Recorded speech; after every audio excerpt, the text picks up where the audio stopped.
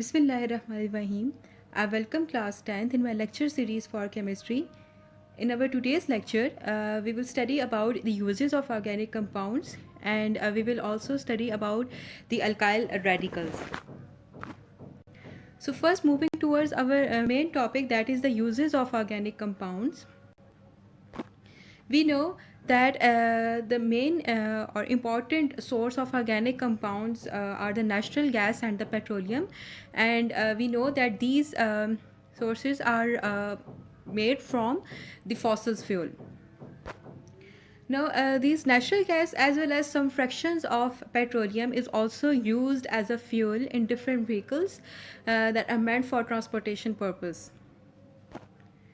Some of the fractions of the petroleum are also used as the lubricants. Lubricants are the substances that basically reduces the friction between the two surfaces that meet each other during the processing of a machinery. So some of the fractions of the petroleum are also used as the lubricants, and some of the fractions of petroleum are also used as a starting material for production of variety of organic compounds. What are the starting materials? Starting materials are the main reactants that are employed in a reaction to form different organic compounds that have an important industrial use or some other important use. So most of the fractions of the petroleum are used as a starting material for the production of those important organic compounds. Now we will first discuss about the lower boiling hydrocarbons, that are propane and butane. In our previous lecture, we have read that the natural gas is made of a major amount of methane as well as smaller amount of ethane, propane and butane. So these propane and butane are obtained from the natural gases, and they are available as a liquid in a cylinder. These gases are compressed at higher pressure, and when they are compressed at higher pressure, then they got converted into the liquid state. Now, when they got converted into the liquid state, then it is called as LPG, or the liquefied petroleum gas. Now, this liquefied petroleum gas is fed in the cylinders and is mainly used as a fuel for domestic purpose. That is it is employed in the cooking process. It is also used as a fuel in different vehicles. So what is an LPG?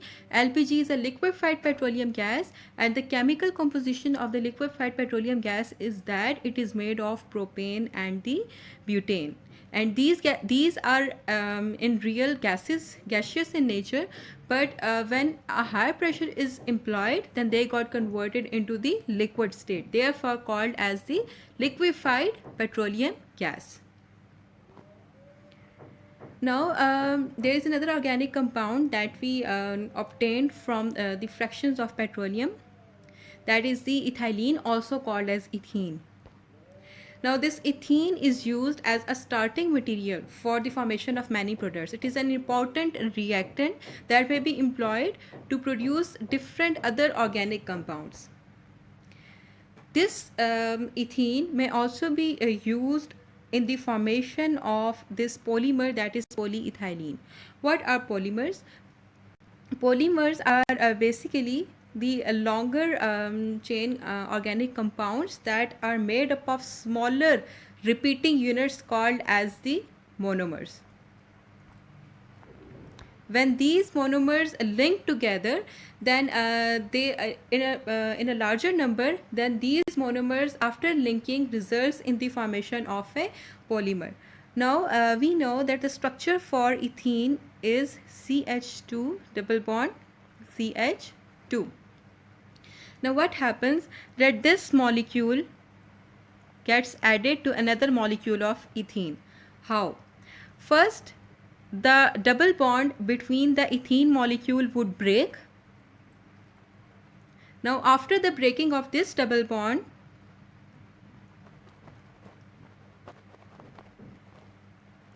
let me make it a single bond.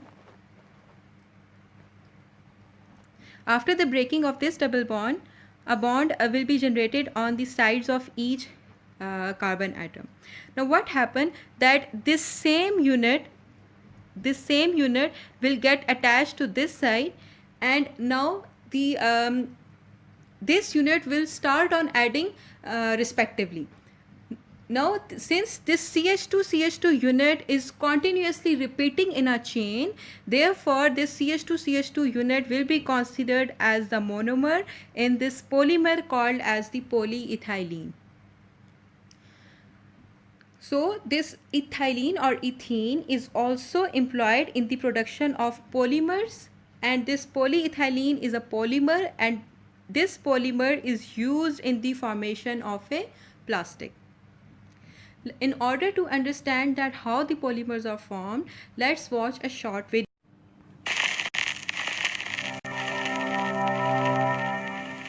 In this lesson, you will learn about the polymerization of ethene.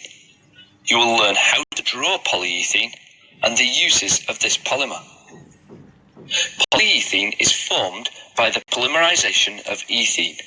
Ethene is an alkene with two carbon atoms joined by a double covalent bond. Polymerization occurs when this double bond breaks at a temperature of around 200 degrees C and a very high pressure of 2000 atmospheres. When the double bond breaks, adjacent molecules link together to form very long molecules of this repeating unit. The repeating unit was known as the monomer. So for example, in polyethene, the monomer is ethene. As you can imagine, using different monomers creates different polymers, with different repeat units along the chain and therefore different properties. We also have videos explaining the polymerization of propene and chloroethene. To write an equation for the polymerization of ethene, you should first start with the reactant ethene. And to show the polymer product, we must break the double bond and extend the covalent bond outside of either side of the square bracket. This shows us that it is this unit that is repeating along the molecule's long chain. Since the number of molecules that can join together to make up the polymer can vary, we use N to represent the number of repeat units. Consequently, we must also go back to ethene and balance the equation with N number of ethene molecules going in. This type of polymer is called an addition polymer.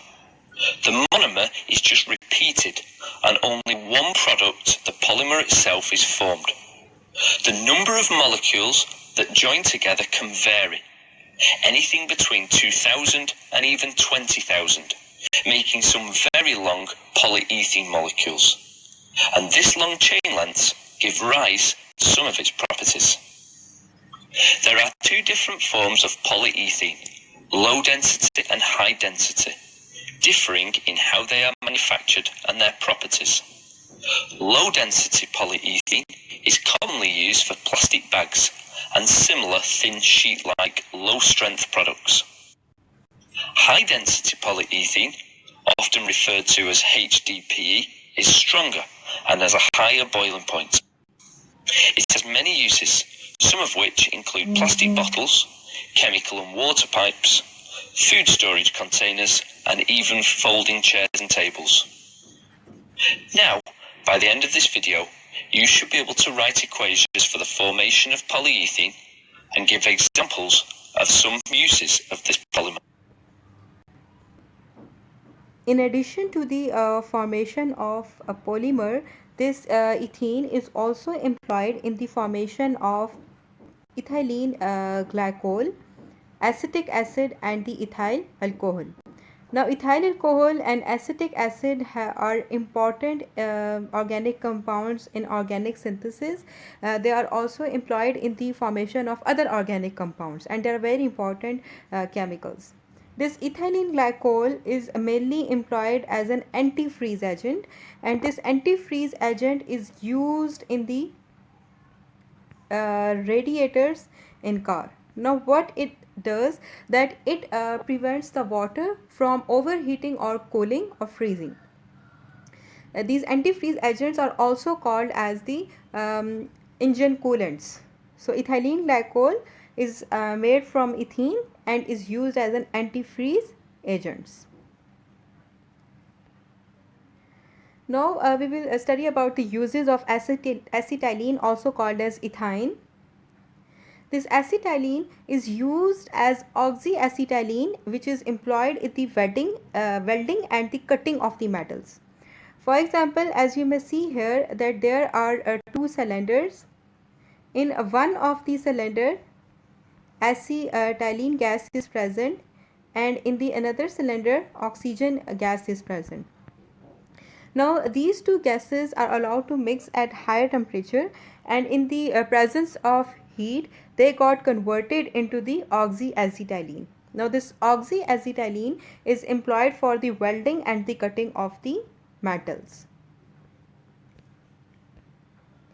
Another important use of the acetylene is it is employed in the preparation of different polymers.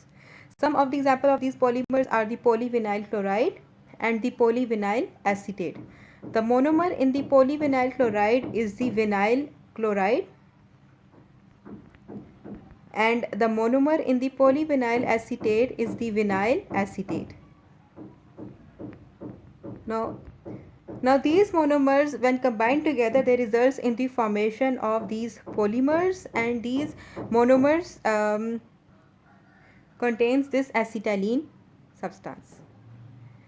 Acetylene is also used for the synthesis of synthetic rubber as well as the nylon. These two are also the polymers. Another important use of the acetylene or ethine is that it is employed as in the artificial ripening of the fruits. So here is a small general knowledge for how to identify the artificially ripened mangoes. In order to identify it, we will first put mangoes in a bucket of water. Those mangoes who are naturally ripened ones sink to the bottom, while the others that have been ripened with the help of this chemical float.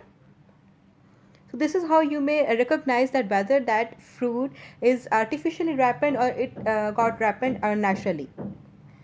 Artificial ripened mangoes have a uniform yellow color. They have milder aroma, means milder fragrance, and they are not very juicy. How can we ripen the fruit artificially? It can be done by either using the calcium carbide, or sometime ethylene sachet are placed below the straws on which the mangoes are placed. Now these substances results in the artificial ripening of the fruits.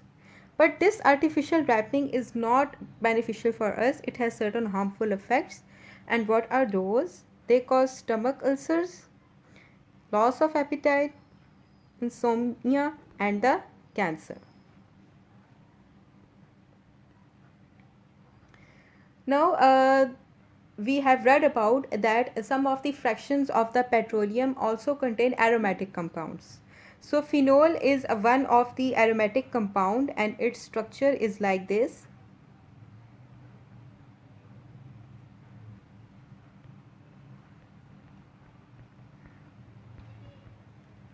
It contains 6 carbon atom and 3 double bond. This is the structure of phenol. This phenol is also obtained from the fractions of the petroleum. Now we will see how it is used. This phenol is used as an antiseptic in operating rooms. Antiseptic means it is used for a cleaning purpose so that microorganisms cannot grow. Microorganisms cannot grow that are harmful to us. For example, bacteria or any other substances of harmful consequences. This phenol is also used to disinfect urine, pus, sputum, and feces of the patients, and it has very pungent odor. In solution, phenol acts as a strong disinfectant, and it is also obtained from the coal tar or the plant tar.